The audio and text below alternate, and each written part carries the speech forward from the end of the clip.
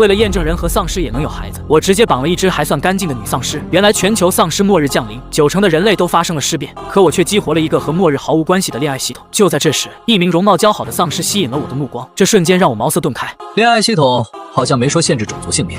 再说长得这么漂亮的丧尸就这么丢在这里，也太可惜了。想到这里，我掏出一根绳子。此刻这只丧尸许是太过无聊，正用脑袋一下下撞着墙壁。见此情景，我把绳子一端拴在消防栓上，另一端挽成一个套索，接着猛地一甩，直接将丧尸整个人套住。他当即发出一声嘶吼，可下一秒，一块抹布就被塞进了他的嘴里，嗅着近在眼前的人肉味。这只丧尸此刻反应格外激烈，小脑袋一个劲想往我身上凑，而我却满心激动地抚摸着他的小手。刹那间，系统的声音在我脑海响起：恭喜宿主完成牵手任务，目标姓名沈念念，身份女大学生，cos爱好者丧尸，好感度为0，牵手奖励100公斤生肉，初吻奖励丧尸病毒疫苗，完全攻略奖励基因进化药剂。看到这些奖励，我的呼吸都变得急促。不说后面2项奖励，光是牵手奖励的100公斤生肉都够我吃30个月了。不过现在难的是怎么提升丧尸的好感度，他们现在满脑子都是脑子，真的能理解什么是好感吗？思索片刻后，我取下沈念念嘴里的抹布，她立刻冲着我嘶吼起来，满嘴尖牙不停咬合，发出清脆的声响。我从系统空间取出一块生肉，接着强行塞进她的嘴里，她的吼声瞬间戛然而止，立刻开始撕咬起生肉。见此，我无奈叹了口气，这么锋利的牙口，看来第2阶段的初吻奖励是没戏了。很快，我带着沈念念回到了公寓大楼里。这时，隔壁的房门被推开，一男一女从里面走了出来。小哥哥，我和我老公已经2天没吃东西了，你看你食物多的拿来喂丧尸了，能不能分我们一点？这2人是一对新婚夫妻，男的叫周志强，女的叫江小婉。因为平日里总点外卖，家里根本没有储备多余的食物。前世我就是信了他们的花言巧语，把自己的食物分给了他们。本以为2人会心怀感激，可他们却趁我外出搜寻食物时，搬空了我房间里的所有物资，然后锁死房门，任凭我怎么呼喊都无动于衷。这样的人，我怎么可能把食物分给他们？不过江小婉倒是还有利用价值。这时系统面板出现在我眼前，姓名江小婉，身份已婚少妇，好感度0，牵手奖励100公斤新鲜瓜果蔬菜，初吻奖励120平米房子一套，完全攻略奖励1000平别墅一套。看到这里，我忍不住嘴角上扬。这可是足足100公斤的果蔬，虽然我现在不缺食物，但营养均衡可是很重要。2人见我露出笑容，以为我答应了。周志强当即狮子大开口：“你先给我们来10斤猪肉吧，另外纯净水也来3桶。”我差点被气笑了。我什么时候答应要分给你们了？虽然我的食物多到吃不完，但我就算拿来喂丧尸狗，也不会给你们。说完，我直接推着沈念念回了房间。周志强愤恨地盯着我的背影，他想冲上来，却又忌惮我身边的丧尸。回到屋内，我将沈念念拴好后，再次查看起系统面板。让我意外的是，沈念念的好感度居然涨了5点，这让我想起前世末世后期出现的许多拥有智慧的进化丧尸。难道沈念念也可以进化？而且才这么点肉，就让好感度涨了5点，这可比正常女人好刷多了。紧接着，我又取出几块生肉喂给沈念念，成功将她的好感度提升到10点。本想继续喂下去，但看到她圆滚滚的肚子时，我果断停手了。把抹布重新塞回她嘴里后，我开始盘算后续的计划。在丧尸爆发1个月后，会有恐怖的极寒袭来。现在只剩下20多天准备。首先是物资，吃的喝的要有，还有衣物和药品，这些都容易获得。但是对于安全屋，我却一直没什么头绪。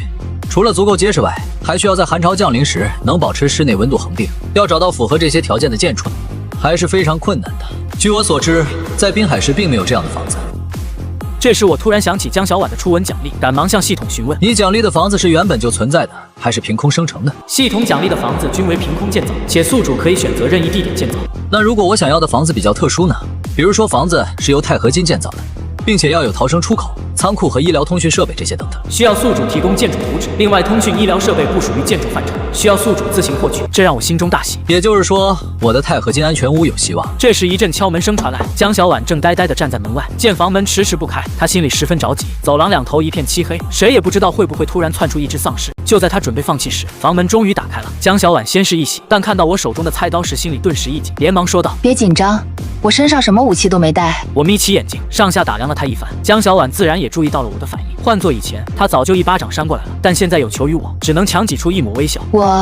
我想借点吃的。我一脸不屑地看着她，不借，人家不会让你吃亏的。可我根本不吃她这一套。吃什么亏？说清楚，不说我可关门了。江小婉闻言站在原地一动不动。怎么，你就不怕突然跳出来一只丧尸？话音刚落，一声丧尸的吼声传来，声音离得非常近。江小婉的俏脸瞬间变得惨白，只好硬着头皮走进了屋。就在我关门时，正好和斜对面的周志强四目相对，见自己被发现，他默默把头缩了回去。我嗤笑一声，关上房门。真是天生的绿毛龟圣体，这么会缩头。屋内的沈念念看到江小婉后，立马变得暴躁起来。江小婉吓得下意识往后退，惊呼一声，连忙拉开距离。你怎么把丧尸放在家里？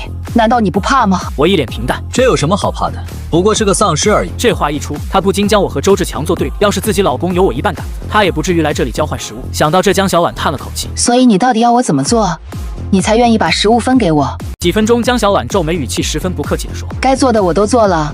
食物呢？”我慢悠悠地打开冰箱门，故意让她看到里面塞满了生肉。那一瞬间，江小婉突然生出打晕我的念头。不过最后还是理智占了上风。我其实也一直留意着身后的动静，江小婉没有任何举动，倒是让我觉得有些可惜，差一点就可以白嫖奖励了。我取出大约1斤猪肉丢到江小婉面前，江小婉脸色难看地盯着地上的猪肉。所以你到底要我怎么做，你才愿意把食物分给我？已经够多了。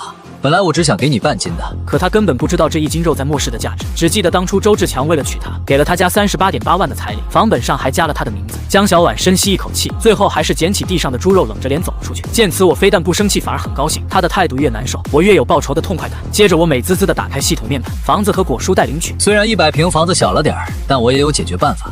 只要再找到身份和江小婉差不多的女人，又可以在100平的基础上进行扩建了。现在唯一的问题就是安全屋的设计图纸。好在滨海大学可能有建筑学专业的幸存者，看来自己要出门一趟了。第二天一大早我就开始搜集物资，首先是我家对面的504房间，我直接掏出铁丝插进门锁里，几秒钟的功夫就打开了门。刚走进房间，就听到卧室里传来一阵咀嚼声，只见一位白发苍苍的老人正在啃食床上的一具尸体，真可怜啊！我说着就抡起球棒捶向丧尸的脑袋，可这一下居然没能将其解决，反倒惊动了他。丧尸转过身，张牙舞爪地朝我扑来，我一脚踢在丧尸胸口，紧接着又冲上前补了几刀，直到丧尸彻底不动了才停手。回过神来，我才发现球棒已经出现豁口。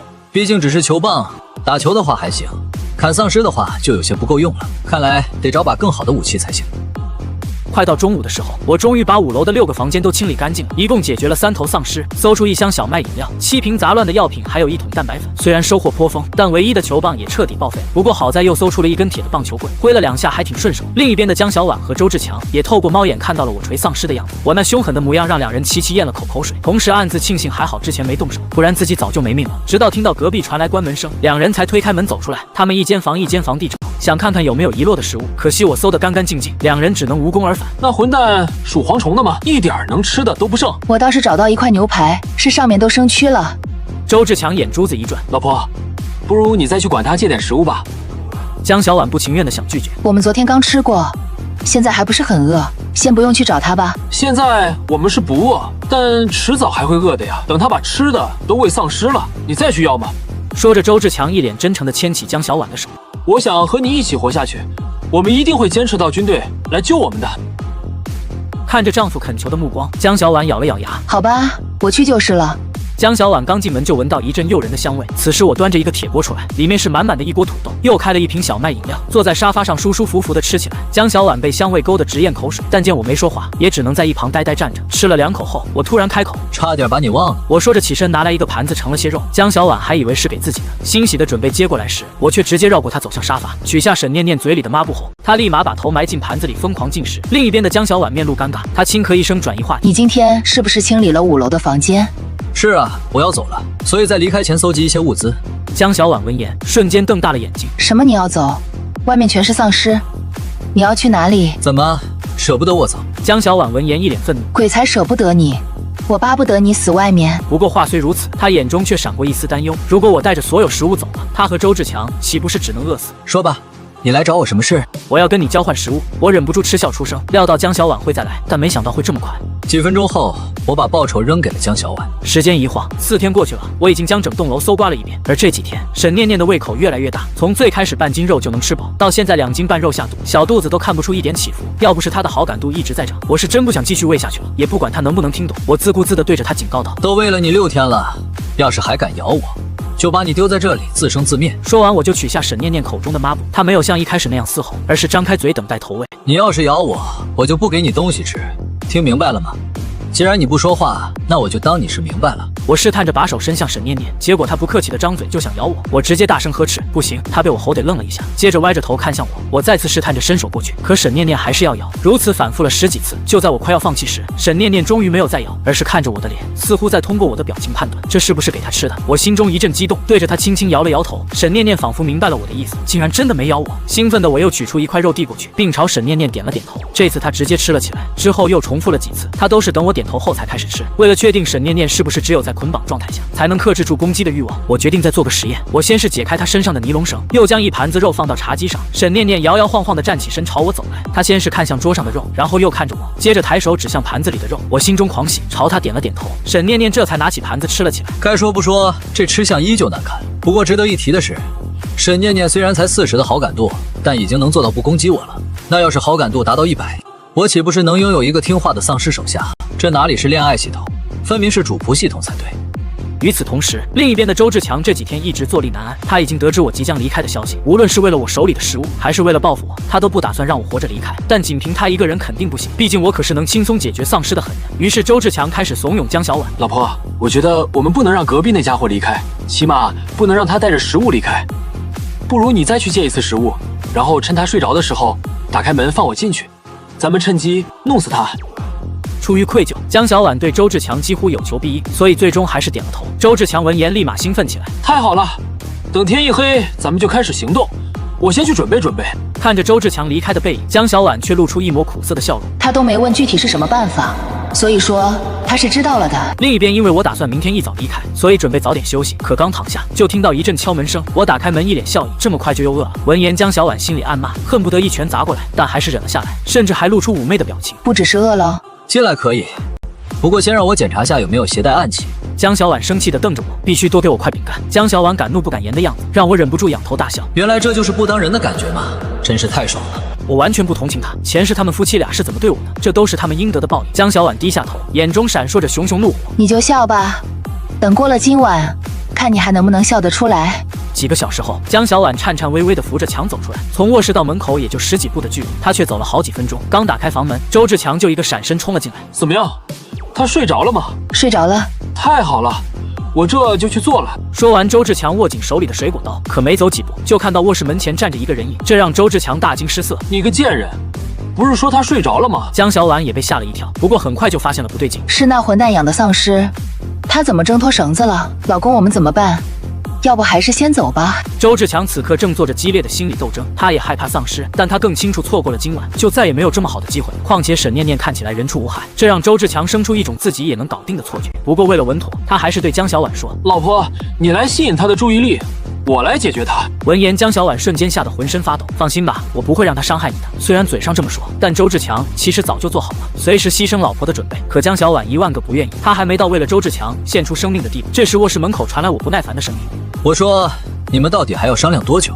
周志强2人的心脏剧烈跳动。你居然没有睡着？你们这么吵，我就算是睡着了也得给吵醒。看着我脸上淡定的微笑，江小婉面色惊恐。老公，趁丧尸拖住他，我们快跑！你是说他吗？在2人难以置信的目光中，我抬手揉了揉沈念念的脑袋。沈念念不仅没攻击我，反倒乖乖站着让我摸。2人顿时吓得魂飞魄散。怎么可能？你长得不像丧尸也就算了，怎么连习性都跟其他丧尸完全不同？周志强突然一把将江小婉用力朝前推去，自己则转身朝门口跑去，可没跑几步就被我追上，直接一棍子撂倒在地。江小婉看着这一幕，吓得魂都没了。关系，求求你原谅我，我发誓从今往后，我一定把你当成主人一样服侍。江小婉心里还存着几分侥幸，以为我会舍不得杀她，但没想到我冷冷开口：“你不是知道错了，你只是知道你要死了。”这时沈念念走了过来，指了指地上的2具尸体。我摇了摇头：“不行，这已经坏了，吃了会拉肚子的。”第2天天一亮，我就带着沈念念骑着摩托车离开了公寓大楼。值得一提的是，一路上轰隆隆的引擎声吸引了不少丧尸，不过行动迟缓的他们根本追不上，只能眼睁睁看着我远去。来到滨海大学，为了摆脱身后的大批丧尸，我正准备随便进入一栋楼，突然听到有人喊这边。我略作犹豫后，便丢下摩托车朝那边跑去。刚才喊话的人见我过来，连忙让开窗口的位置。我单手撑住窗框，一个跨栏翻身进入教室。沈念念身体僵硬，不会翻窗，只能呆呆地站在窗前。几名热心的男学生准备上前帮忙，却被我推开。不用，我来就行。我说着探出上半身，双手夹在沈念念的腋下，没费多大力气就将她抱了进来。这时，一个看着像富家公子的人开口：“你一定是我爸派来救我们的吧？”男生名叫陈少华，他仗着自己是富家少爷的身份，欺骗其他人，说自己父亲会派人来救大家，也借此成了这群幸存者的领头人。我没有理会他伸过来的手。你谁呀？我认识你吗？陈少华脸色顿时变得难看，他这么说只是为了巩固自己在其他人心中的地位，却没想到我一点都不给他面子。为了挽回颜面，他摆出领导者的架势。也就是说，你是和我们一样的幸存者了。既然如此，那你就应该按照我们的规矩来。他身后的一名小弟见状，立刻上前几步想拿走我的背包，我拍开他的手后退一步。你想干什么？陈少华一脸大义凛然。为了我们大家都能活下去，麻烦你上交你的物资，并且由我们来统一分配。见状，我冷哼一声：“你们能不能活，跟我有什么关系？”闻言，陈少华故意放大音量，让所有人都能听到。为了我们大家都能活下去，麻烦你上交你的物资，并且由我们来统一分配。我实在听不下去了，直接开口打断他：“你们的死活跟我无关，我也不打算和你们抱团取暖，所以物资我是不会交给你们的。”陈少华冷冷一笑，指向窗外：“那不好意思了，请你赶紧离开。”而此时的窗外，先前被我引来的丧尸正漫无目的的在空地上游荡。我自然不会答应现在离开，更何况我此行的目的还没完成。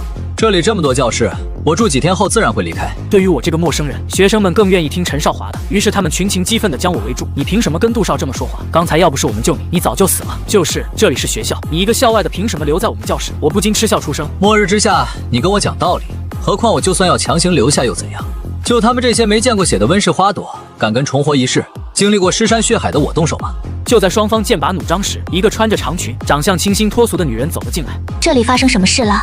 陈少华上前一步站到她身边。青音，这人想留我们这里，我们正要赶他走呢。他想留下就让他留下呗，我们这里空教室这么多，何必要赶人家走呢？你们这不是让他送死吗？大家都散了吧。学生们犹豫地看向陈少华，直到他点了点头，众人才散开。此时顾青音的目光越过我，看向我身后的沈念念。这位是你妹妹吗？长得真漂亮。哈哈，算是吧。你好，小妹妹，你叫什么名字？而且你的眼睛怎么这么红？他的热情没有得到沈念念的任何回应。见此，我急忙上前解释：戴了美瞳而已，我妹妹有点内向，不爱说话，别介意。对方很轻易就相信了我的话，毕竟现在还没有不会主动攻击人的丧尸。那你们就先在这里住下吧，1楼到3楼都是安全的，你们可随便选一间空教室。不过切记，4层往上都非常危险。很快到了中午，一间贴着仓库字样的教室前排着10几名学生，他们都是来领取今日食物的，但大部分人都只领到几块饼干，而陈少华却在仓库里偷偷吃着骗来的鸡腿。可就在这时，所有人都闻到一股浓郁的肉香，10几个人连队伍都不排了，闻着香味就往楼下跑。此时2楼的一间教室，我正在生火做饭，众人看得眼睛都红了。陈少华见状走进教室，朋友，我可以拿吃的换你的食物吗？我直接拒绝。就你们那破的发霉的食物，不仅吃不饱，味道还差。陈少华还想再恳求，可我直接无视他，端着一碗肉走出教室。各位有没有想吃大碗肉的？众人急切的点头。我清了清嗓子：你们谁是建筑学专业的？此话一出，所有人都鸦雀无声。过了许久，才有一个人出声：建筑学专业的教学楼在另一栋，估计已经全是丧尸了。闻言，我大失所望。这趟来的主要目的就是找一个设计安全屋图纸的人，现在看来是没戏了。但就在这时，人群中传来一道细小的声音：我是建筑学专业的。只见一名梳着麻花辫、戴着黑框眼镜、显得有些土里土气的女生站了出来。被这么多双眼睛盯着，女生不免有些紧张。我用怀疑的目光看着她，她这副畏畏缩缩的样子，很难不让人怀疑是想骗吃骗喝。似乎从我的眼神中感受到了轻视。麻花辫女孩鼓起勇气：我叫方小棠，是我们专业的年级第1。你如果不相信的话，可以去问问其他同学。我相信你，不过你会画图纸吗？对方猛地抬起头，意外地看着我。我自然不是无缘无故相信他，而是因为我眼前出现了系统面板，姓名方小棠，身份建筑学专业学生，好感度0，牵手奖励太阳能发电设备、污水净化装置2选1，初吻奖励监控系统1套，完全攻略奖励自动炮塔4个以及炮塔专用弹药100发。好家伙，这奖励一个比一个有用啊！如果能全部获得的话，对安全屋的提升非常巨大。听到我的问题，方小棠想都没想就点头。我会。你会不会画一些比较特殊的建筑设计图纸？方小棠小小的脑袋里满是疑惑，不过为了得到食物，她还是答应下来。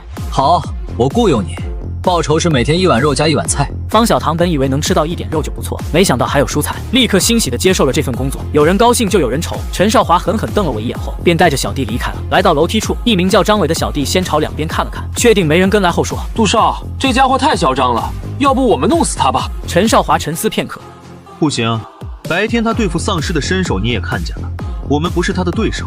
此时的陈少华比谁都想收拾我，但可惜实力不允许。小弟张伟还想说些什么，但陈少华已经走了。张伟看着他的背影冷哼一声：你自己大吃大喝，看不上他的食物，我可还饿着肚子呢。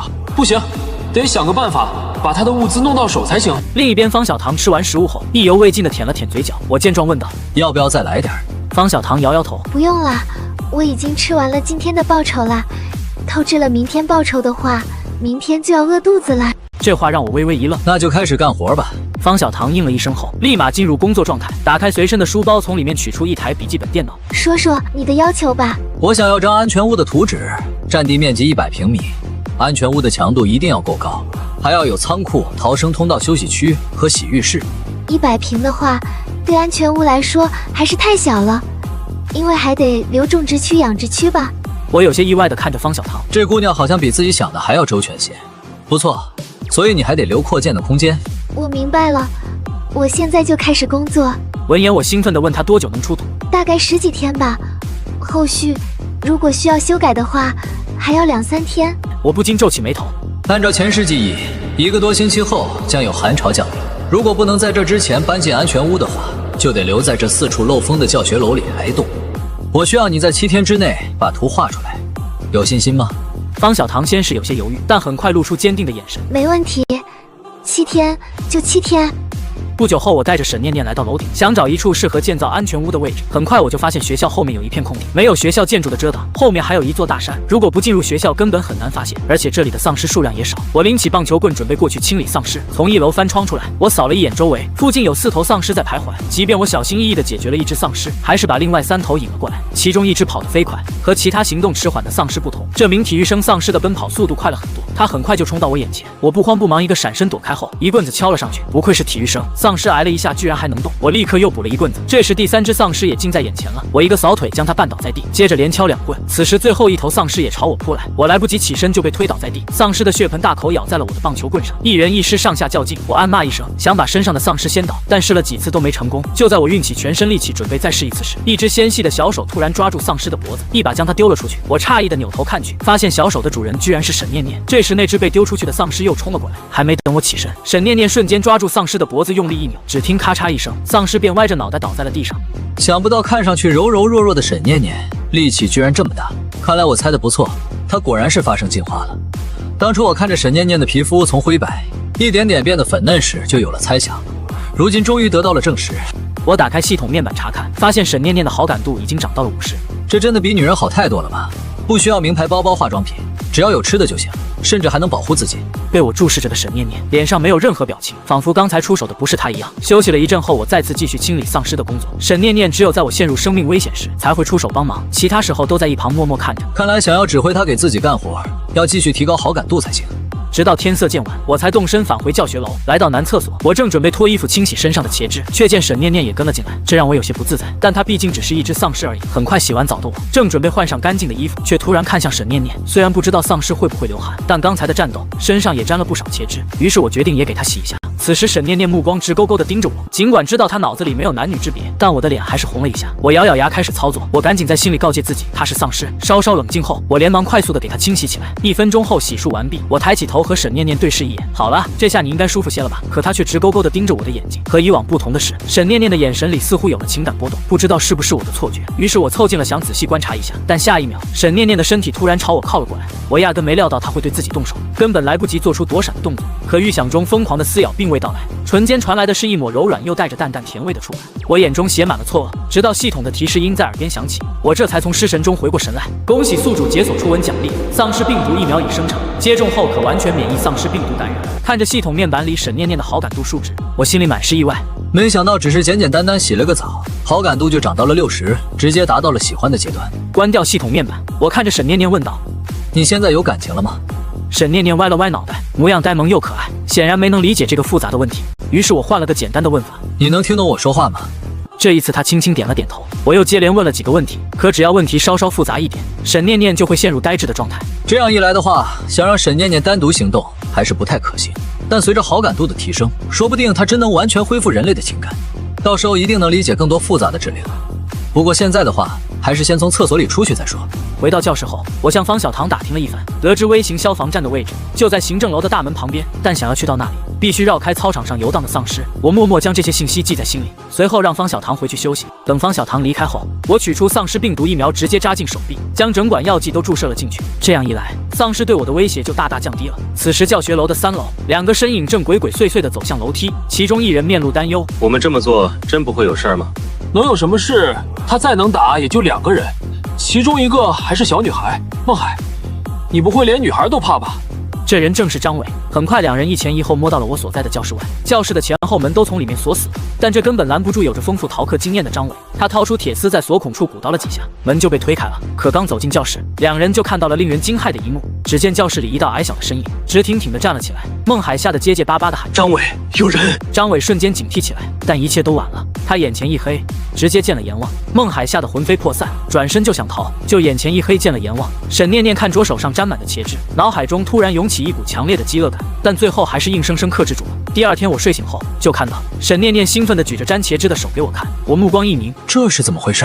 沈念念转头看向窗边，我顺着她的目光看去，只见一人倒在地上，一人靠在窗沿，旁边的地面上还放着一根双节棍。见此情景，我瞬间明白了一切。沈念念这时拉着我的手晃来晃去，我一下就懂了她的意思，于是带着她来到厕所，把手上的茄汁清洗干净。回到教室，我刚把两人的尸体从窗户扔出去，方小棠就抱着笔记本走了进来，她朝我点了点头示意，然后走到桌前开始工作。没过多久，陈少华那张令人反感的脸就出现在了教室门口。张伟呢？你把他怎么样了？我一脸平淡的回应。张伟是谁？别跟我装傻，就是染了一头绿毛的那个。我这才恍然大悟，原来昨晚的两人之一叫张伟，但我还是装作一无所知的样子。不知道你在说什么，我也不认识什么张伟。你以为我会信你吗？他早不失踪晚不失踪，偏偏在你刚来后就失踪了，不是你干的还能有谁？你乱叫什么？有人失踪了你就去找啊，别在我这里犬吠。两人的争吵声吸引了不少学生围过来看热闹，顾青英也在其中。怎么了？发生了什么事？陈少华的语气稍稍缓和了些。张伟和孟海不见了。顾青英思索了片刻，会不会是出去寻找物资了？不可能，没得到我的命令，他们是不会擅自离开的。就这么肯定他们会听你的话？说不定早就看你不顺眼了，趁你睡着的时候跑路了也说不定。陈少华气得眼睛通红，恨不得立刻动手，可他根本打不过我。顾青英想缓解这剑拔弩张的气氛，也许是他们俩有事外出了，晚点就会回来了，再耐心等等吧。我就信青英一回，要是晚上前他们还不回来，我一定向你讨个说法。丢下这句狠话，陈少华阴着脸离开了。路过仓库时，看管仓库的眼镜男向他报告：“陈少，仓库里吃的药见底了。”那就派人去找。好的，我这就去安排。眼镜男刚要转身，就被陈少华叫住：“等等，我重新给你一个名单，按照上面的去安排。”而这份名单上全是些不服他管教的学生，在他看来，这些人留在营地里就是刺头，不如安排他们出去找物资。要是死在外面，还能省下不少食物，简直一举两得。想到这里，陈少华脸上露出了得意的笑容。如此下去，要不了几天，营地里就只剩下了对我唯命是从的学生，到时候就能教训那个让我丢尽脸面的家伙。突然，不远处传来一道娇柔的声音：“陈少，原来你在这里啊！让人家好一顿找。”只见柳梦安打扮的花枝招展的走了过来，陈少华一脸坏笑：“你怎么来了？青音呢？怎么没跟你一块儿？”有个同学发烧了，他在帮忙照顾呢。既然苏雨兰暂时脱不开身，那岂不是可以趁这个机会解解腻？这么想着，陈少华看向柳梦安的目光愈发肆无忌惮。你找我是有什么事吗？柳梦安咬了咬嘴唇：“没事，就不能找你了吗？”当然可以了，正好我也想你了。柳梦安眼中闪过一丝羞涩。哎呀，讨厌，说的人家都不好意思了。见此情景，陈少华只觉得小腹一阵燥热，一股无名火直往上窜。他急不可耐地伸手想去拦柳梦安的腰，却被他轻巧地躲开了。陈少，你不怕被别人看到吗？人家都害羞了。陈少华大笑着说：“我刚好要去仓库清点物资，你不如跟我一起来吧。”柳梦安连忙点头。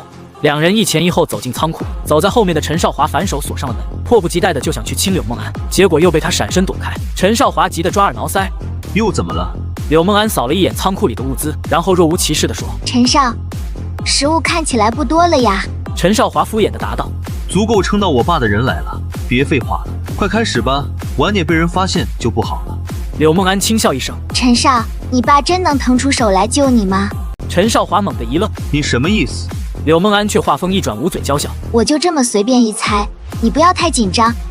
对了，我突然想起来，雨兰喊我帮忙来着，拜拜了，陈少。”柳梦安说完便推门走了出去，只留下陈少华一个人尴尬地站在原地，活脱脱像个小丑。另一边，我正在清理丧尸时，突然听到远处传来呼救声。我拎着棒球棍朝声音来源看去，只见一栋大楼的窗边，一个女人正对着我大声呼喊。我忍不住在心里吐槽：这女人找死了，在末世大声呼叫，可是非常愚蠢的行为。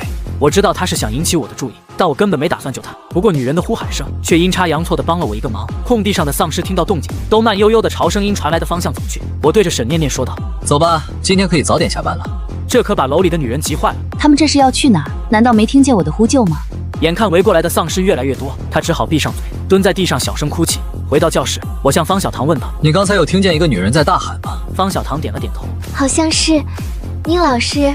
宁老师，你认识吗？他是我们学校的校医。我略一思索，你想让我去救他？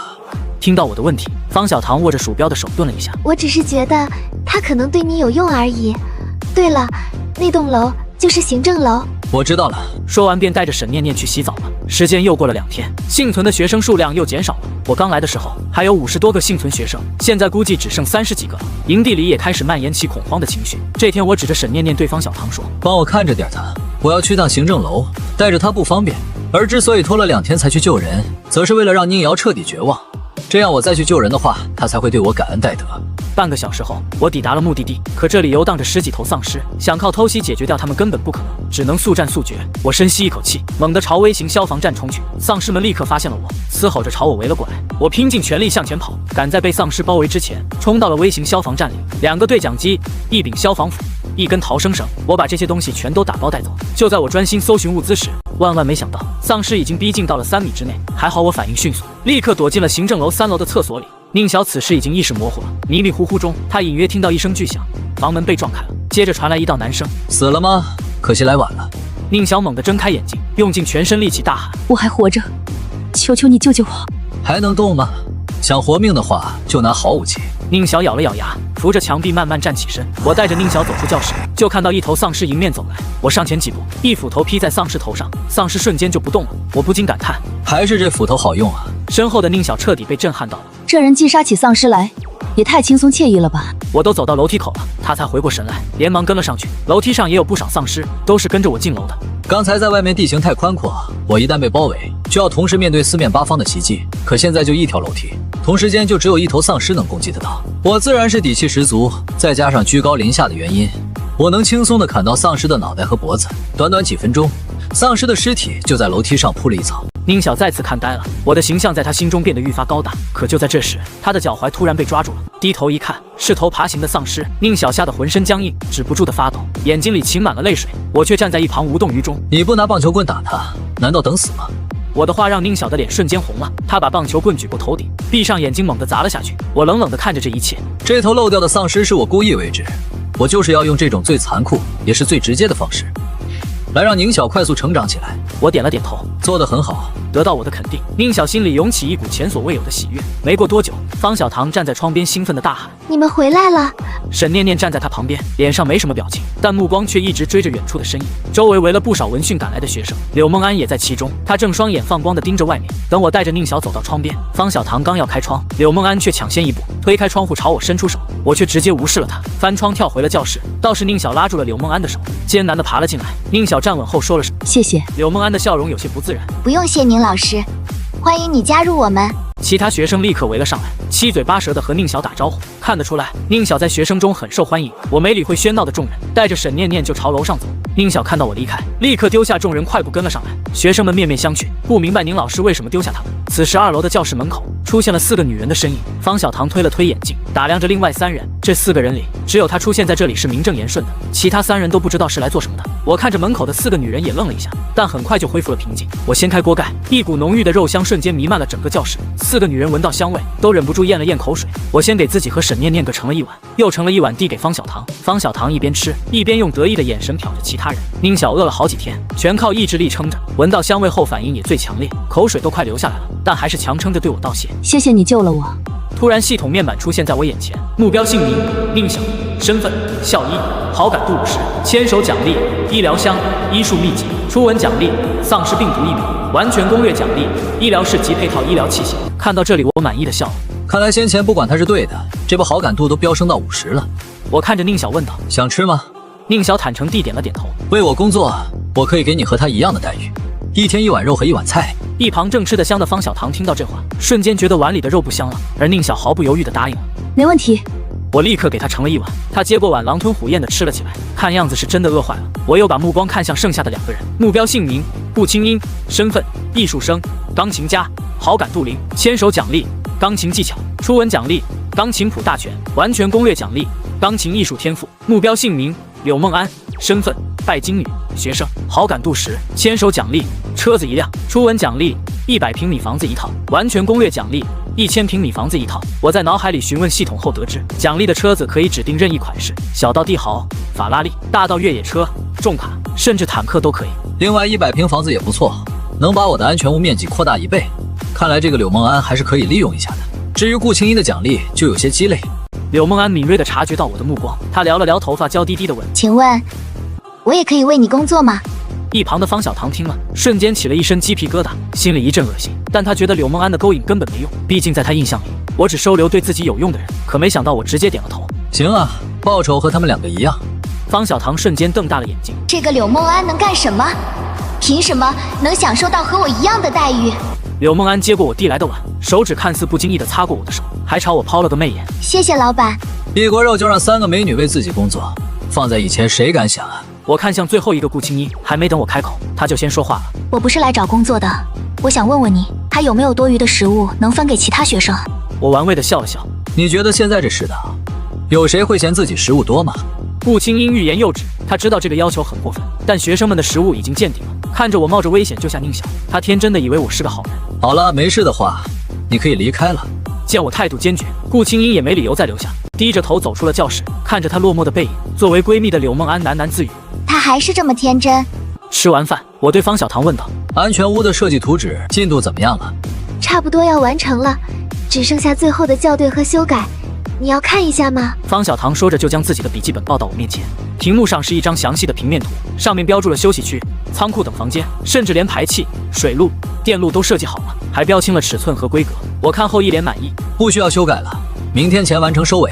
我知道了。虽然工作得到了我的肯定，但方小棠却开心不起来，心里还有些淡淡的失落。另外，从明天开始，我需要你在现有的基础上进行扩展，同样是100平，要包括种植区、畜牧区还有监狱。时间的话，半个月内吧。方小棠猛地抬起头，一直以来，她都担心自己完成设计图后就失去了利用价值，会被我抛弃。这种担心甚至让她想故意拖延进度。但现在我的话让她彻底松了口气，至少短时间内自己不会被抛弃了。说完，我转身看向柳梦安：“跟我来一趟，我要交代一下你的工作内容。”柳梦安心里咯噔一下，但还是露出甜美的笑容。老板，你刚回来，要不要先休息一下？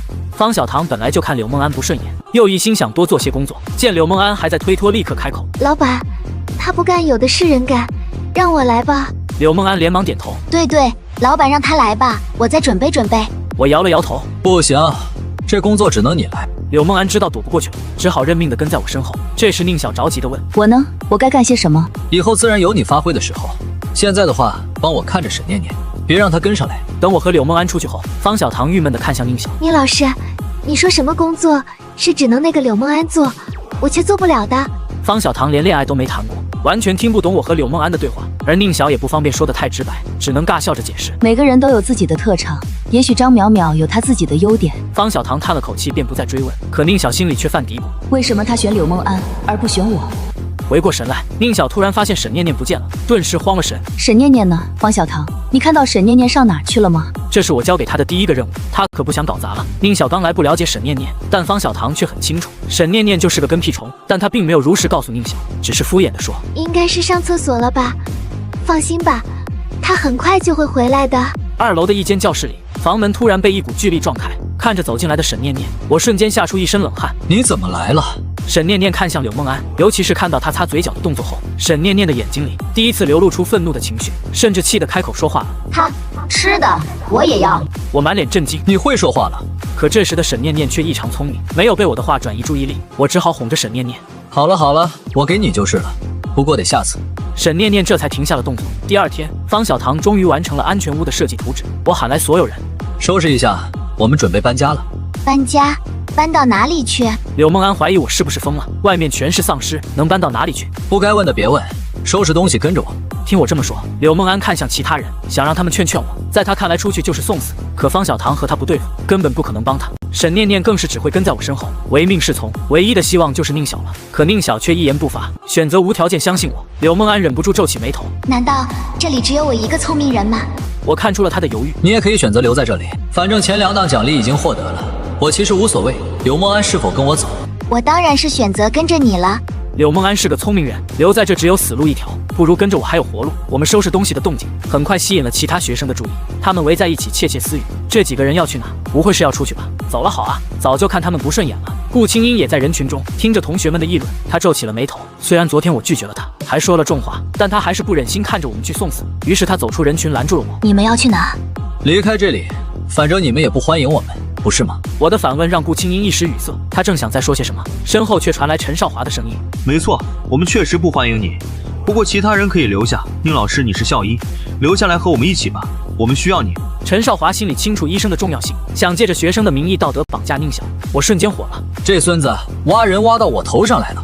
可还没等我开口，宁晓就上前一步。这里什么药物都没有，留下来也没什么用，我还是离开吧。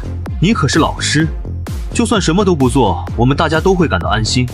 陈少华还想挽留，但宁晓态度坚决，铁了心要跟着我走。见劝不动宁晓，陈少华也懒得留其他人。在他看来，除了宁晓还有点用，方小棠和柳梦安根本就是累赘。别废话，走了。我说完转身就走，其他几个女人也立刻跟了上来。自从丧尸危机爆发后，这是柳梦安第一次走出教学楼，她紧张的左看右看，做好了随时逃跑的准备。不过让她稍稍安心的是，这里没有活着的丧尸，到处都是丧尸的尸体。走到学校后面的空地上，我停下了脚步。柳梦安见状慌张地说：“怎么不走了？趁现在没什么丧尸，我们快走吧。”我们到了。什么到了？荒郊野岭的，怎么住人了？这家伙不会发疯了吧？早知如此，就不该跟出来。我没理会柳梦安的胡思乱想，所有心思都放在了系统上。系统，提取房产奖励。检测到设计图纸已完成，即将按图建造。心念一动间，原本空无一物的地面上凭空出现一座钢铁堡垒。见此情景，众人惊得合不拢嘴。小唐率先认出这座建筑的构造完全是照着他画的图纸建成。他震惊地看向我，刚要开口询问，却被我直接打断。没必要问这么多问题，你们只要知道我能带你们活下去就行了。柳梦安瞬间褪去之前的消极，内心狂喜，恨不得立刻跟从于我。我迈步朝着安全屋走去，安全屋的大门同样是钛合金材质，旁边安装着电子指纹锁。我录入自己的指纹后，又给沈念念也录了一份。至于宁晓和小唐，要等好感度达到60再给他们录入。而柳梦安心思太重，算计不少，至少要等到80点好感度才可以。钛合金大门缓缓自动打开，我带着众人一同走了进去。因面积有限，安全屋里只有一间客厅、3个房间、一间浴室和一个仓库。不过系统很大方地配备了家具，甚至还准备了一台柴油发电机。可惜柴油只提供了1桶。几位女人走进来后，好奇地四处打量，时不时发出阵阵惊呼：“天哪！浴室里居然有浴缸，还有热水！这么大的仓库里还有冷藏功能，真不错！太不可思议了！卧室里居然有床，就连客厅里都有沙发。”听着他们的感叹，我心里满是欢喜。这还只是开始，只要我继续完成好感度任务，我的安全屋就会越来越大，拥有的功能也将越来越多。这时柳梦安提议道：“我们来分配房间吧，老板自己一个房间，我和方小棠一间，宁老师和沈念念一间。”他刚说完，方小棠立刻提出反对：“我才不要和你一个房间，我要和宁老师一间。”沈念念没说话，只是默默拉住我的衣袖。那好吧，老板和他妹妹一个房间，方小棠和宁老师我自己一个房间。可方小棠还是不同意。凭什么你一个人住一个房间？老板和他妹妹的情况你们也看到了，你又不肯和我一起，那我不就只能自己住了？我倒是有个好主意，你一个人睡客厅不就行了？方小棠，你是不是存心和我过不去？见两人要吵起来，我提高音量：“好了，别吵了，就按柳梦安说的分配吧。”见我发话，两人都不再争执。方小棠拉着宁晓回房间布置，柳梦安也关上房门，不知在里面忙活什么。我本想在安全屋里再逛逛，却被沈念念拉着不肯离开。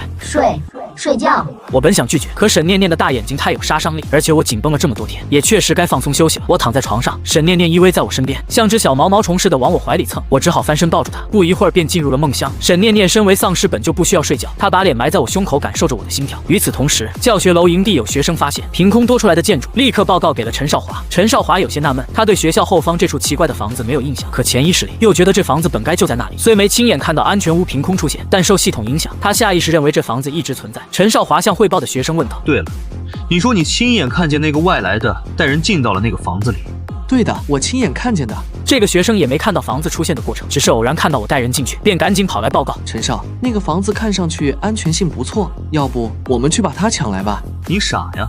要安全，我们这大楼不是绰绰有余，放着这么大的空间不住，去挤一个小房子，你脑子坏掉了还是我脑子坏掉了？”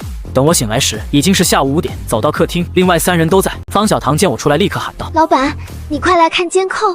监控屏幕上显示着安全屋外的画面，零星的白点飘落，很快又消失。方小棠看着监控，有些好奇地问：“那是柳絮吗？”“不对，是下雪了。宁晓是北方人，一眼认出了那些白点，另外2个本地人却不肯相信。可这里是滨海市，从我出生以来就没见过下雪，而且现在是7月底，夏天怎么可能会下雪呢？只有我清楚这怪象的原因。末世的第2波天灾终于降临了。根据我前世的记忆，这场雪将会持续3天，气温也会越来越低，到第3天时，撒泡尿都会冻成冰溜子。不行，这3天我不能坐以待毙，趁雪才刚开始下，我得再准备些物资才行。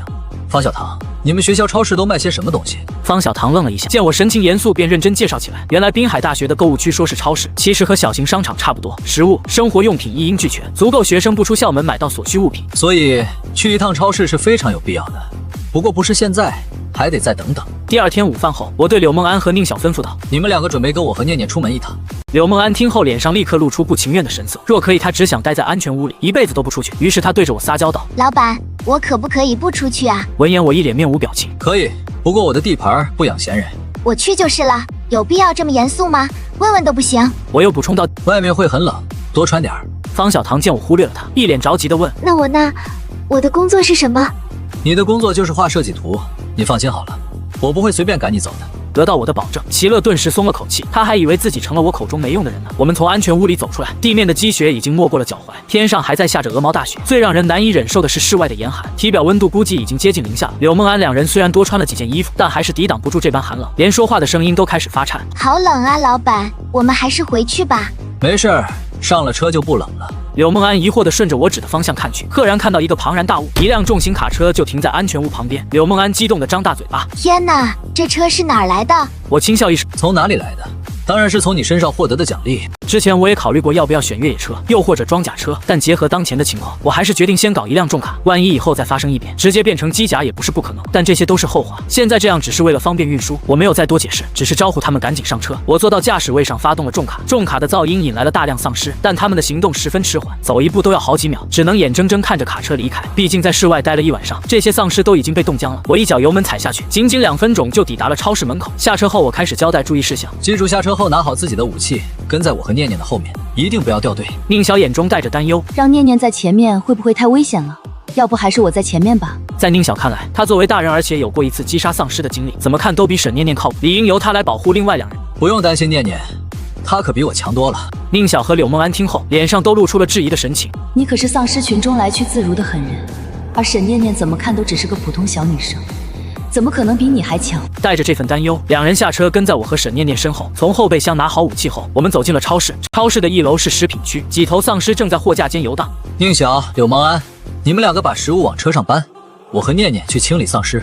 说完，我立刻拿着消防斧走向丧尸。这里的丧尸状态比外面好很多，并没有被冻僵，好在数量不多，还比较分散。我一斧头就能解决1只丧尸。很快，1楼的丧尸就清理的差不多了。确认没有危险后，我扭头对着沈念念说道：“我上楼继续清理，你去看着他俩。”到达2楼后，这里是小吃街，丧尸的数量比较多，清理起来虽然费时间，但问题依然不大。此时2个女人正小心翼翼地收集物资，可突然一道身影从她们身后走过。宁晓看到后，顿时慌张地大喊：“念念，小心！”话音刚落，沈念念抬起手，轻松拧断了丧尸的脖子。这场小插曲过后，2人继续搬运物资。等我从2楼下来时，1楼有价值的物资都已经被搬得差不多了。这时柳梦安兴奋地跑过来：“老板，我发现了超市的仓库入口。”干得不错，回去的时候允许你泡个热水澡。另外2楼丧尸已经清理完毕，你和宁晓上去搬东西吧。等2人上楼后，我去超市仓库查看，在角落的位置放着2台汽油发电机和4大桶汽油，每桶应该是标准的200升，足够发电几百小时，或者给重卡加满1次油箱。很快，我喊来众人，一起把发电机和汽油搬上卡车。这一趟下来收获颇丰，光是吃的喝的就足够用上大半年。与此同时，教学楼里的学生过得十分难受，有对情侣忍不住寂寞，出门直接被冻成了冰雕。此时教室里几十名学生围在一起抱团取暖，饥寒交迫的他们陷入了绝望之中。就在这时，教学楼下传来了汽车行驶的声音，其中一名学生兴奋地大喊：“有卡车！外面有卡车！”其他学生也激动起来。陈少华见状，一把推开窗边的学生，看到卡车后，他情绪激动地说：“一定是我爸派来的人。”这话一出，立刻有几十名学生响应。可陈少华担心人太多，动静太大，只喊了他比较信任的10个人。结果一行人浩浩荡荡来到1楼时，才发现出去的路都被堵住了。这都是他自己自作自受。我离开的那天，陈少华担心我会回来，于是让人把窗户都堵了起来。但幸好他们人多，很快就清理出了一个出口。打开窗户的瞬间，室内温度骤降，一行人咬牙坚持，一个接一个的从窗户翻出来，朝着重卡的方向快速移动。另一边，我已经把重卡停在了安全屋前面。柳梦安等人正忙着把车厢里的物资往安全屋里搬。可就在柳梦安停下来休息时，他看到远处的雪地里有几道模糊的人影。他第一时间想到的就是丧尸，毕竟这种大冷天根本不可能有活人在外活动。老板，附附近有丧尸在朝这边走来。听他这么说，我脸色平静。没事儿，你们继续搬，其他的交给我。不一会儿，人影走近，我才发现不对劲。这丧尸怎么一副瑟瑟发抖的样子？即便如此，我反而更加紧张，因为末世里最可怕的不是丧尸，也不是天灾，而是人心。前世就有很多幸存者聚集起来，专门抢夺别人的物资。就在我担心要不要先让几人进安全屋时，来人的面容逐渐清晰，居然是陈少华他们。顿时我就不紧张了。几个脆皮大学生而已，太稚嫩了。与此同时，陈少华也发现了我，他震惊的裤子都湿了。怎么会是你？看了看卡车，更震惊了。这卡车难不成是你的？不是我的，难不成还是你的？这时，跟在旁边的人凑到陈少华耳边低语：“杜少他们在搬物资，看着像是学校超市的。”陈少华扫了一眼，果真如此。物资上还贴着超市的标签，其他跟班也满脸愤愤。在他们眼里，学校里的一切都是他们的，当即站出来叫嚷：“一个外来的住我们学校就罢了，还敢不问自取，私自搬走超市里属于我们的东西。还有，这屋子建在学校里，自然也是学校的财产，你们也得让出来。”陈少华更是贪心，一眼盯上了我的重型卡车。这种卡车随便都要上千万，肯定是你从学校偷的，把所有不属于你的东西全交出来。我看着他们歇斯底里的样子，只觉得可笑。想要的话，那就自己来拿。见我手里握着消防斧，陈少华不敢贸然动手，他扯着嗓子喊：“你那边就5个人，4个还是女人，我们这边可有10个人，教学楼里还有20多个等着我。识相点就乖乖交东西，免得惹上不必要的麻烦。”我轻笑一声，看不起女人。我给你们一个机会，只要有人能打过我妹妹，这里所有东西我拱手相让。陈少华立刻应下，一言为定。话音刚落，一个人高马大、满身肌肉的汉子站了出来。沈念念和他比起来，就像个精致的手办。沈念念沉默着走上前，面无表情地看着眼前的肌肉佬。铁头居高临下地看着他，露出不怀好意的笑：“直接求饶吧，我下手一定轻点。”众人哄堂大笑，没人觉得沈念念会是铁头的对手。突然，沈念念双眼泛红，一爪子猛地挥出，铁头满脸不在意，随意抬起大手就想拍过去。可就在他的大手即将碰到沈念念脑袋时，却骤然停住。铁头身后的人没看清状况，有人不耐烦地催促：“别怜香惜玉了，我都快冻死了。”而看清真相的人早已吓得尿了裤子。铁头2米高的身躯轰然倒地，其他人见状撒腿就跑。怪物！原本前呼后拥的陈少华瞬间成了孤家寡人。他不是不想跑，而是吓得腿软，根本迈不开步子。兄弟，放我一马！只要你不杀我，等救我的人来了，我一定好好报答你。听着他的求饶，我无动于衷。我怎么会杀你呢？你欠我2条命，让你痛痛快快死，我岂不是太亏了？随即举起消防斧。宁晓看着眼前的惨状，担忧地问：“老板，你没事吧？”我没事儿，一点事儿都没有。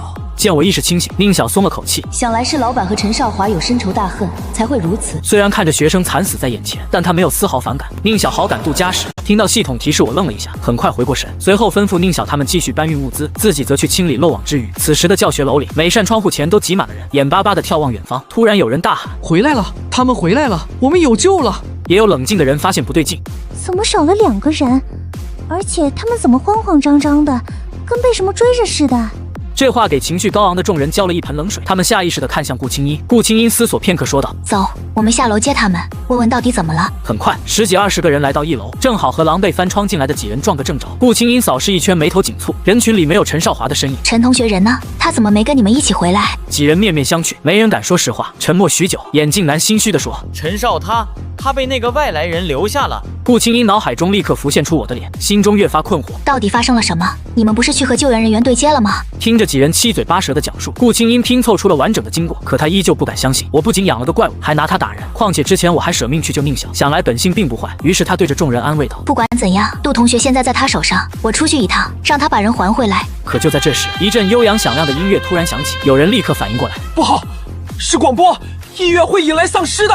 有人想把喇叭打掉，可这4、5层楼，每层都有一个喇叭，根本来不及。顾青音扯着嗓子喊道：“来几个人，跟我去广播室，把音乐关掉！”可此时的走廊已经乱作一团，拍打声、叫喊声混杂在一起，再加上不停歇的广播音乐，顾青音的声音完全被盖过。没办法，他只能独自前往5楼的广播室。可来到3楼后，往上的楼梯全被堵死，他只能小心翼翼地往上爬。情急之下，脚下一滑，小腿瞬间被划开一道伤口，但他没时间包扎，忍痛来到4楼。4楼有大量丧尸，却都被音乐吸引到了喇叭旁。顾青音弯着腰，不敢发出一点动静，迅速冲到5楼。可刚推开广播室的大门，就见我悠闲地坐在椅子上，手里还端着一杯饮料。顾青音来不及好奇，连忙大喊：“快把广播关掉！你会把丧尸全引来的！”我呵呵一笑，要的就是这个效果。你为什么要这么做？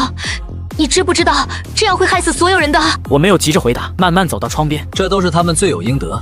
视角回到外面，周围的丧尸已经围到教学楼下，疯狂地冲击着大门。顾青英急得没了往日的优雅。我不管杜阳生他们哪里得罪了你，但冤有头债有主。这里很多同学都是无辜的，这里没有一个人是无辜的，也包括你。顾青英愣了一下，随即反应过来，如果你是怪陈少华赶你走时，我们没为你说话，我代表他们向你道歉。我却摇了摇头，说的不是这个。真相是，前世陈少华总以各种借口使唤我卖命，还以集中管理分配为由，把所有物资都霸占了。我看清他们的真面目后，选择了离开。临走前把一切告诉了顾青英，可他却觉得我是贪图他的身体，故意污蔑陈少华。我百口莫辩，只能独自离开。离开后，我找到一个不错的避难所，搜集了不少物资。可后来顾青英找了过来，哭着说陈少华是人渣，后悔当初没跟我走。不曾想我打开门后，却看到了令我后悔终生的一幕。回到现实，顾青英正急得焦头烂额，一楼的防守也终于被丧尸突破。学生们惊恐的喊叫声、尖叫声瞬间盖过广播音乐，传到广播室。走投无路之下，顾青英哭着向我哀求：“求求你，就当看在当初我让你进来的份上，关掉广播吧。”你真以为我是偶然来到滨海大学的吗？事实上，我是专门来找你们的。从我找到你们的那一刻，结局就已经注定。顾青英闻言，心中充满悔恨，看着他失魂落魄的样子，我内心毫无波动，甚至有些想笑。你不是善良关心同学吗？我就让你知道，他们之所以会这样，全是被你害的。要不是你圣母心泛滥把我放进来，学生们怎么会落得这般下场？我要让你痛苦一辈子！突然，顾青英的哭泣戛然而止，她抬起头犹豫了一下，我面无表情。你这是做什么？顾青英没有回答，反而反问：只要你关掉广播，你想对我做什么都行。我上前一步，仔细打量着她，很快又收回目光。顾青英惊喜地睁开眼睛：你同意了，我就知道你不是。话没说完就被我打断，来不及了。经我提醒，顾青英才发现楼下已经没有惨叫声了，取而代之的全是丧尸的嘶吼声。见目的达到，我关掉广播，爬上窗台，纵身一跃，抓住墙壁上的水管，顺着往下爬。此时的广播室里，只有顾青英呆愣地站在原地，直到身后的房门被猛地撞了一下，她才回过神。顾青英紧张地盯着门口，希望外面的东西会离开，可撞门的声音一刻都没停。终于门被撞开了，一个披头散发的丧尸缓缓走了进来，正是之前顾青英照顾过的女同学。她还想试着唤醒女同学的理智，可根本没用，对方很快张嘴一口咬在了顾青英的手臂上。与此同时的室外，我顺着水管往下爬时，还特意在每层都停了一下，确定没有活人后，才放心的回到安全屋。安全屋里，柳梦安等人已经把所有物资搬回仓库，客厅里只有宁小一人。柳梦安去泡澡了，方小棠则在自己房间画图。宁小见我回来，起身问道：“刚才教学楼的音乐是你放的？”宁小是个聪明人，立刻明白了发生什么。你不怕我吗？我一脸好奇地问。我不怕，我知道你一定有自己的理由。宁小眼神坚定地回答。被他这样看着我，反倒有些不自然。回房间吧，今天早点休息。入夜屋外的暴雪下得更大，还夹杂着冰雹。我其实很想睡觉，可身边的沈念念紧紧贴着我，因为好感度已经到了75，她的情感更丰富了，身体也渐渐变得粉嫩，甚至带着淡淡的幽香，这让我根本无法入睡。我焦躁地猛然坐起，热得睡不着，去趟厕所吧。没想到我刚出门，就看到门口站着一个人。柳梦安一脸妩媚地看着我。第二天一早见我要出门，柳梦安又试图争取利益。老板，我以后是不是不用干其他活了？想得美，这只是你住在这里的代价而已，吃喝用的都得靠你干活换。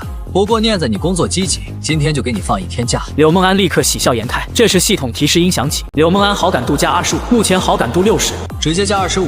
什么时候好感度这么好涨了？真心谈恋爱换来的是背叛，反倒不谈感情，好感度蹭蹭往上涨。话说回来，柳梦安是最后认识的，现在好感度只比宁小低5点，反倒是除了沈念念外，最先认识的方小棠，好感度只有40。等等，我突然想起自己好像把沈念念给忘了。时间过得很快，大雪终于停了，外面的积雪厚达2.5米，几乎快到1层楼的高度。安全屋只有5米高，一大半都被埋在雪里。好在钛合金大门还能正常开关，出入没问题。此时宁小主动找到我，既然雪停了，我和方小棠、柳梦安想在附近搜寻些能用的东西和物资。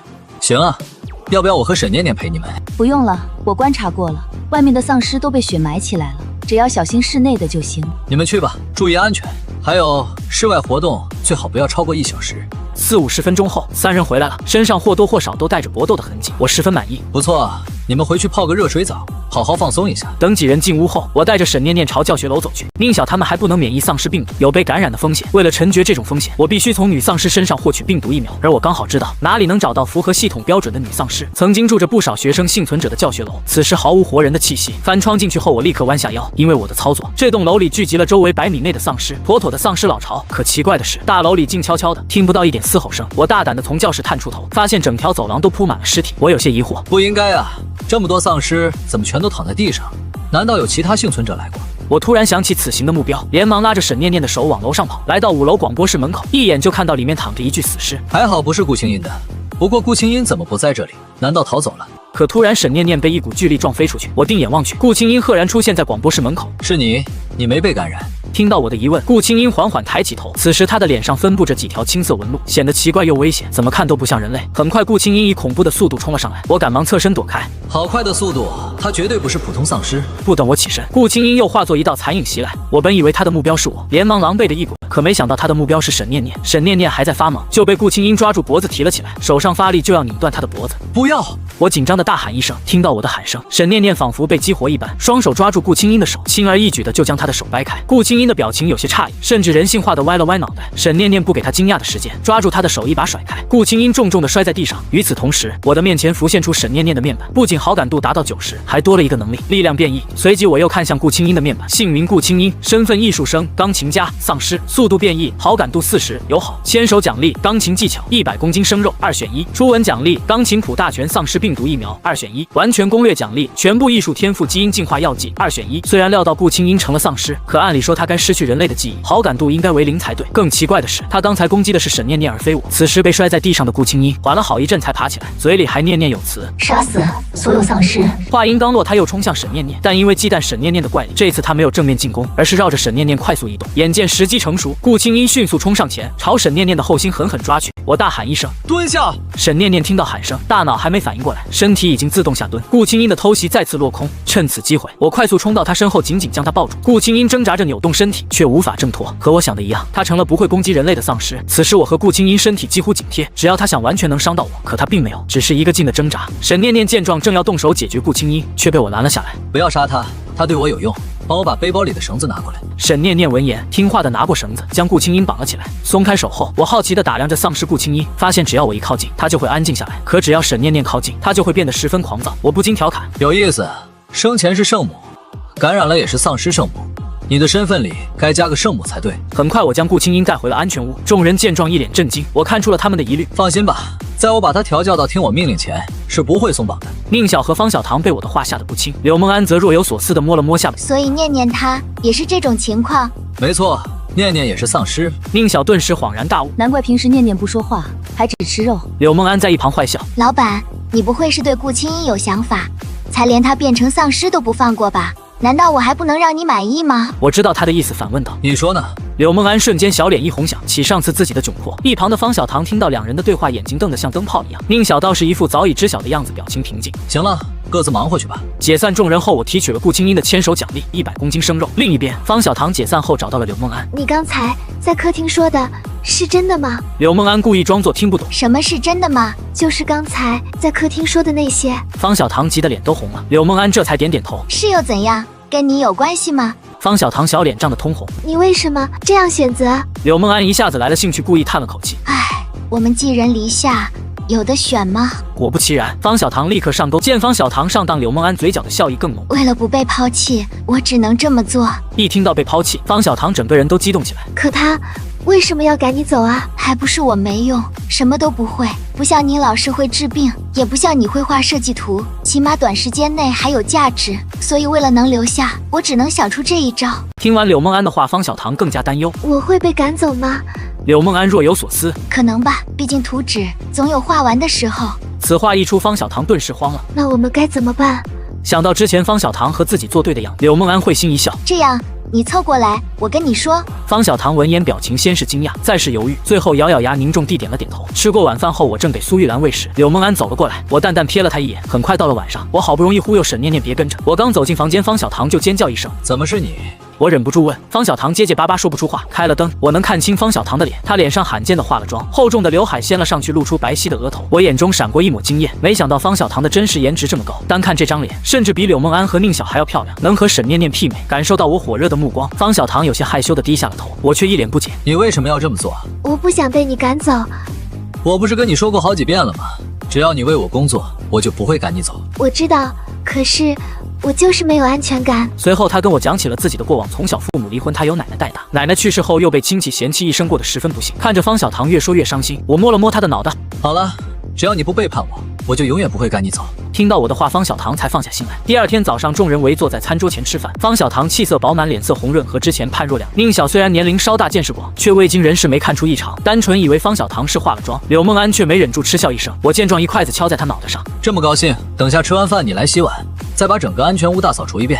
柳梦安顿时笑不出来，只能乖乖答应。再不好好敲打他，鬼知道哪天又会把谁送我房里。想着我调出了方小棠的面板，初始奖励选了污水处理设备，毕竟水是生命之源，太阳能发电设备根本没法比，况且外面天天阴天，根本收集不到多少太阳能，想用电还得靠汽油发。初吻奖励是监控系统，包含4个无线摄像头和1个监控器，装电池就能用。吃完饭后，我开始安排工作。你们今天不用出去了，方小棠，你安心画图；柳梦安负责安全屋清洁，宁晓，你负责监督。柳梦安闻言瞬间炸毛，让我打扫卫生就算了，为什么还要监督？怎么不服？柳梦安立马蔫了，服，我服还不行吗？而我则准备去安装监控，把摄像头装在校门口和后山，这样任何人进入学校我都能及时发现。顺便带着沈念念在学校里搜搜看看还有没有发电机和汽油。一天下来，我圆满完成任务。沈念念进化后力量增长了几10倍，处理丧尸轻而易举，一抓一拧就是一具尸体。原本需要好几个人搬的汽油桶，他一个人就能轻松抬起，我只需要在一旁指挥就行。回到安全屋时已是傍晚，没有娱乐项目，手机也没网，众人便聚在客厅聊天。方小棠则在一旁鼓捣从超市带回来的收音机。柳梦安凑了过来，你对着这收音机搞什么呢？我在调整频道，看看能不能接收到外界的信息。方小棠一边解释一边转动按钮，不知道按到了哪个键，收音机里突然传出声音，收到信号了。方小棠惊喜的大喊，众人立马围了上来。收音机里传来一个男人的声音：各位滨海市的市民，我是滨海市市长。我相信大家都遭遇了可怕的丧尸危机和天灾，如今还身处水深火热之中。身为市长，我对你们的遭遇感同身受，但在这里我要告诉大家一个好消息，经过不懈努力，我们成功收复了海天校区，现在这里作为安全区，向全体市民开放。听到消息，众人反应各异，柳梦安十分兴奋，原来除了我们，滨海市还有其他幸存者。方小棠也很高兴，我就说嘛，区丧尸怎么可能灭亡人类？也就初期能制造些混乱，一旦人类调整过来，很快就能消灭丧尸。但作为重生者，我很清楚后面还有好几波危机，具体几波我也不知道，因为那时候我已经死了。前世我也听说过大型安全区，可都撑不了多久就销声匿迹。出名从来都不是好事，反倒容易暴露。你们2个这么高兴，难道要去那个安全区？宁晓好奇地问。方小棠偷偷看了我一眼，眼中满是情意。我不去，我觉得这里挺好的。此时的方小棠只想跟着我，无论去哪。柳梦安没想那么多，没心没肺的也觉得这里更好。可他突然脸色一变，等等，滨海市的市长，那不就是陈少华他爸？听到这话，宁晓和方小棠不由得担忧地看向我，我皱起眉头。当初陈少华确实提过他爸，不过我没给他多说的机会，直接解决了他。没想到还有这么大一个麻烦。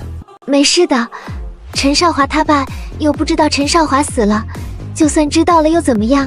我们不说，谁知道是老板杀的？我轻松地笑了笑，我相信你们，放心吧，不会有事的。虽然嘴上这么说，但我心里已经做好了打算，准备去一趟这个所谓的安全区。海天小区原本是滨海市的高级别墅区，住得非富即贵，因此小区的建设十分完善，围墙又高又厚，把大部分丧尸都挡在了外面。陈康宁作为滨海市市长，自然有资格住在这里。寒潮过后，他带着保安大队和一部分小区住户组成队伍收复了小区，如今这里成了滨海市的临时安全区。另一边，一个穿着保安制服的男人找到陈康宁：陈市长，今天又来了11个投靠的市民，他们的信息都记在表上了。陈康宁十分高兴，很好，你安排下去。男人里的青壮年编入搜查队，老人、小孩和女人安排到后勤。保安大队长张大山犹豫了一下，小区业主大都不愿意，毕竟这么多外来人进来会影响小区治安。都什么时候了还在乎这些？你回去告诉他们，只要去小区外搜集物资，我就把那些外来人都赶出去。我知道了，还是市长大人聪明。说完，保安队长转身离去出去。不一会，陈康宁也是回到了自己的住所。这时，一道温柔的声音传来：康宁，有少华的消息了吗？一位30多岁的妇人从楼上走下来，长相精致，气质出众。陈康宁刚要回答，妇人身后又传来一道女声：哎呀，有什么好担心的？都说祸害1000年，他没那么容易死的。此人正是陈少华的妹妹陈佳佳。几天后，方小棠推开我的房门，新的图纸已经画好了。我十分兴奋，太好了，快让我看看。说着接过图纸，方小棠在一旁介绍：根据你的要求，新的区域分为3个部分：种植区、畜牧区和球房。我满意地点点头。处理后的污水可以灌溉蔬菜，还能喂家畜，家畜的粪便能施肥，也算是循环利用了。干得好，辛苦你了。说完，我拿着设计图走到安全屋外。系统，提取奖励。很快，一座崭新的建筑出现在安全屋旁边，两屋相连，能通过通道穿行。可突然，安全屋的警报响了起来，校门口的摄像头拍到一行4人进入了校园。这4人目标明确，没有在校园里乱逛，而是径直朝一栋教学楼走去。其中一人边走边说：“根据情报，陈市长的儿子在丧尸危机爆发前正好有1节课，所以他应该就在这栋教学楼里。顾警官，你怎么看？”这4人小队里，3个男人平平无奇，唯一的女队员穿着羽绒服，动作训练有素，一看就不是普通人。顾雪是滨海市警队的警察，丧尸危机爆发时警局陷落，只有他在外执勤得以幸存。后来他主动加入搜救队，想对得起自己的警服，但没想到第一个任务竟是去救陈市长的儿子。很快，4人来到教学楼前依次翻了进去，小心翼翼地检查完教室，几人来到楼道里，可刚出门就被眼前的景象惊呆了。走廊里到处都是尸体，虽然搞不清楚状况，但也只能硬着头皮继续搜。很快有人发现了异常，你们看，那里有个奇怪的建筑。顾雪看了过去，思索片刻后，几人决定前去看看。